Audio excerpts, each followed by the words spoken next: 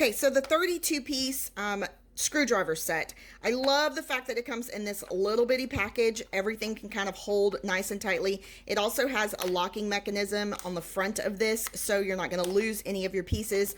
On the back, it actually tells you kind of what size everything is that it comes into this particular set. However, you will notice that there are a series of flat heads as well as Phillips hex heads, and then the little star heads as well.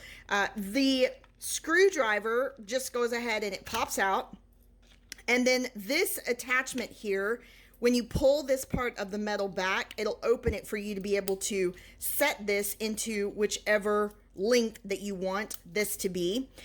What also works really well is that this also has the option for you to be able to use it this way if you were trying to go ahead and do something where you needed a bigger handle rather than this smaller little screwdriver handle. But super easy to be able to use. Simply take your head out, and then you can go ahead and place it there. And then if you needed to go ahead and make this smaller, basically pull this little metal piece back, and then it will go ahead and lock into place. So very easy to use, super excited about it. I love the fact that, again, it comes in this nice little package. Everything is held together where you're not going to lose any of these heads.